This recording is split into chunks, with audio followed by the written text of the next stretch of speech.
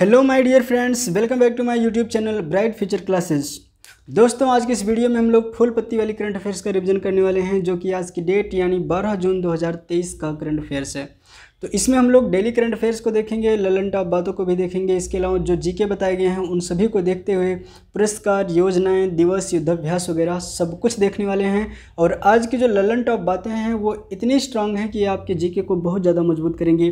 तो चलिए शुरू करते हैं गौरव सर के अंदाज में ही। अरे तुम तो माझी हो रे, जब तक तोड़ोगे नहीं तब तक छोड़ोगे नहीं। तो पहला क्वेश्चन है आपके सामने, विश्व स्वास्थ्य संगठन की रिपोर्ट सार्वजनिक स्वास्थ्य और आर्थिक बचत में किस भारतीय कार्यक्रम को महत्वपूर्ण बताया गया है? तो ये हो जाता है हर घर जल कार्यक्रम। और यह कब चलाया गया था? 15 अगस्त 2019 को। इस रिपोर्ट के अनुसार 2019 में भारत में 17% घरों में स्वच्छ पानी उपलब्ध था, जबकि 2023 में यह 63% घरों में अवेलेबल हो गया है और 2024 तक 100% घरों तक स्वच्छ जल पहुंच जाएगा, यानी कि हर घर जल पहुंच जाएगा। ओके, तो WHO की स्थापना जो है वो हुई थी 7 अप्रैल 1948 को, और इसका मुख्यालय जो है वो जिनेवा में हो जाता है। अगला क्वेश्चन है कि पहला हर घर जल प्रमाणित राज्य, ये ललन टॉप बातें हैं, इनको आप लोग ध्यान रखेंगे। हर घर जल प्रमाणित राज्य कौन हो गया है? गोवा। हर घर जल प्रमाणित पहला जिला कौन बना है? बुरहानपुर MP का। पहला जल सम्मेलन कहाँ हुआ था? न्यूयॉर्क में। विश्व जल दिवस कब मनाया जाता है? 22 मार्च को। और दूषित जल के द्वारा एक रोग हो जाता है, उसे कहते हैं अतिसार। अतिसार को इंग्लिश में कहते हैं डायरिया। गांधी इरविन समझौता कब हुआ था? 5 मार्च 1931 को। शास्त्रीय भाषाओं की संख्या 6 है, जिसमें नवीनतम उड़िया है।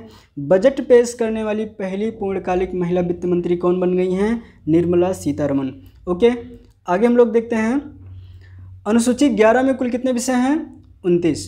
बुझे हुए चूने में कौन सा गैस प्रवाहित करने पर उसका रंग दुधिया हो जाता है? तो CO2 यानी कार्बन डाइऑक्साइड। नेक्स्ट क्वेश्चन है, the economy of a billion connected. इस रिपोर्ट को किसने जारी किया है? The economy of a billion connected, यह रिपोर्ट किसने जारी किया है? तो इसको जारी किया है गूगल ने। 2030 तक भारत की इकोनॉमी, जो भारत की इंटरनेट इकोनॉमी है, ये 1 लाख करोड़ हो जाएगी, ऐसा इसमें अनुमान लगाया गया है।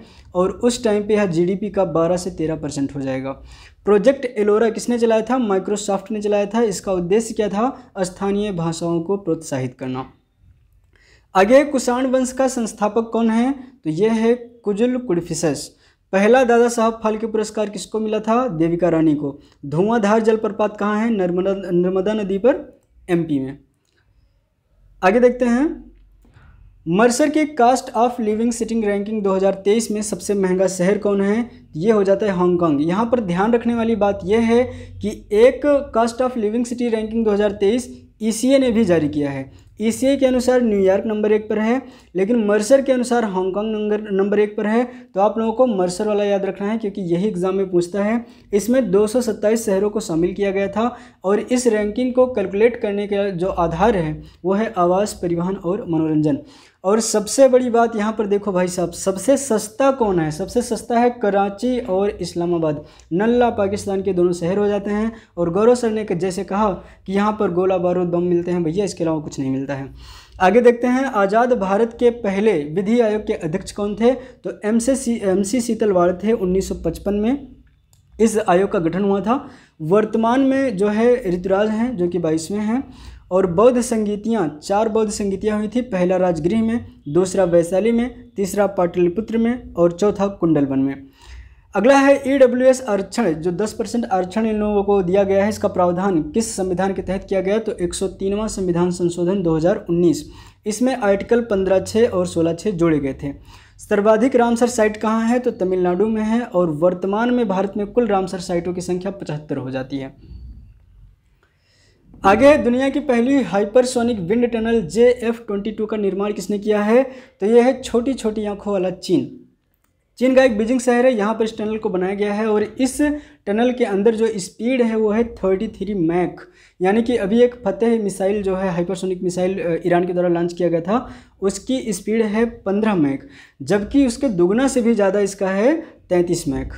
ब्लैक पैगोडा मंदिर किसे कहते हैं? यह उड़ीसा के कोणार्क के सूर्य के मंदिर को कहते हैं। उड़ीसा में एक है कोणार्क का सूर्य मंदिर, उसको कहते हैं ब्लैक पैगोडा मंदिर। इसको गंग वंश के नरसिंह देव प्रथम ने बनवाया था। लावड़ी नृत्य यह कहाँ का हो जाता है? तो महाराष्ट्र का हो जाता है। राज्यपाल की न्यूनतम आयु कितनी होनी चाहिए? 35 वर्ष। राज्यसभा का सदस्य बनने के लिए 30 वर्ष, जबकि लोकसभा का सदस्य बनने के लिए 25 वर्ष न्यूनतम आयु होनी चाहिए। अगला है ओजोन परत, यह किस मंडल में पाया जाता है? तो समताप मंडल में पाया जाता है। आगे क्वेश्चन है क्वेश्चन नंबर 5, खाद्य और कृषि संगठन के एक्सेलरेटर प्रोग्राम के तहत चुने गए भारतीय स्टार्टअप फार्मर्स फ्रेश जोन का संबंध किस राज्य से है? तो ये फार्मर्स फ्रेश जोन एक वेबसाइट हो जाता है जहाँ पर किसान जो है अपने फसलों को आसानी से बेच सकते हैं। तो यह स्टार्टअप शुरू किया गया है केरल से, और केरल में यह स्टार्ट किया गया 2016 में। और FAO की बात करें तो 16 अक्टूबर 1945 में इसका स्थापना हुआ था, और इसका हेडक्वार्टर जो है रोम इटली में हो जाता है। और इसी 16 अक्टूबर को हम लोग खाद्य सुरक्षा दिवस मनाते हैं। आगे सुनहरा चावल, यह इसमें क्या होता है? विटामिन A होता है, इसलिए इसको ध्यान रखेंगे। विश्वास रूपम प्रतिमा, यह किससे संबंधित हो जाता है? तो यह है महादेव से संबंधित। नाथ द्वारा राजस्थान में इसकी स्थापना की गई है। 52वां दादा साहब फाल्के पुरस्कार यह किसको मिला है? तो आशा पारेख को मिला है। डच विज्ञान का सर्वोच्च विज्ञान एक है स्पिनोजा पुरस्कार, यह किसको मिला है? तो पृथ्वी आयोग के सह अध्यक्ष जोइता गुप्ता को मिला है। आगे कुछ नाम दिए गए हैं, इनको अवार्ड मिले हैं हाल ही में, तो आप लोग याद रखेंगे अच्छे से। शिव शंकरी जी को मिला है सरस्वती सम्मान सूर्यवंशम उपन्यास के लिए। ज्ञान चतुर्वेदी को मिला है व्यास सम्मान पागलखाना उपन्यास के लिए। चिप्परफील्ड को प्रिट्जकर पुरस्कार मिला है वास्तुकला के क्षेत्र में। लुइस कैफ्रेली को एबल पुरस्कार मिला है, इसे गणित का नोबेल कहा जाता है। मिशेल येह जो है ये ऑस्कर पाने वाली पहली एशियाई महिला बन गई हैं। पूर्णिमा देवी को champions of the earth award दिया गया है। आगे है इंदिरा गांधी शहरी रोजगार गारंटी योजना, इसको किस राज्य सरकार ने चलाया है? तो राजस्थान ने। भारत का पहला निजी रॉकेट कौन है? विक्रम 5 है। भू स्थिर कक्षा GSO कितनी ऊंचाई पर स्थित है? 36,000 किलोमीटर पर। अंतरिक्ष विज्ञान के जनक कौन है? विक्रम साराभाई। डॉक्टर भीमराव अंबेडकर विधि विश्वविद्यालय यह कहाँ है? तो जयपुर में है। ध्यान रखेंगे मूक नायक पत्रिका ये बाबा साहब के द्वारा प्रकाशित की जा रही थी, और इनको भारत रत्न दिया गया था 1990 में। आगे है PM नरेंद्र मोदी द्वारा पहले राष्ट्रीय प्रशिक्षण सम्मेलन का उद्घाटन कहाँ किया गया? तो ये प्रगति मैदान दिल्ली से किया गया है। उद्देश्य इसका क्या है? सिविल सेवा की क्षमता का निर्माण करना। सर्वदाता रक्त समूह की बात करें तो O नेगेटिव हो जाता है। सर्वग्राही रक्त समूह की बात करें तो AB पॉजिटिव हो जाता है। नेहरू बोट ट्रॉफी का आयोजन कहाँ किया जाता है? केरल में।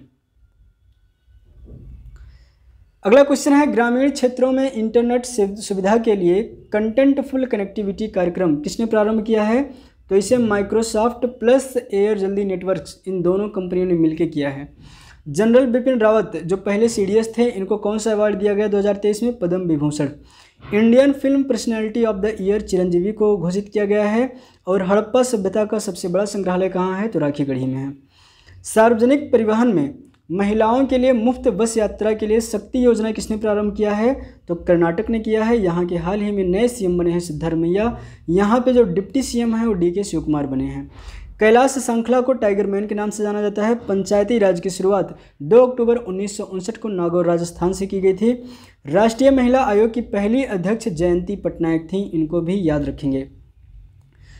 अगला क्वेश्चन है कि विश्व टेस्ट चैंपियनशिप 2023 इसका विजेता कौन है? ऑस्ट्रेलिया। एक बार फिर से हम इंडियंस का दिल टूटा और भारत यहाँ पर हार गया।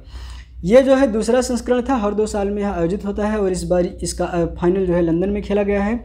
मैन ऑफ द मैच इसमें ट्रेविस हेड बने हैं, जो कि ऑस्ट्रेलिया के बैट्समैन हो जाते हैं।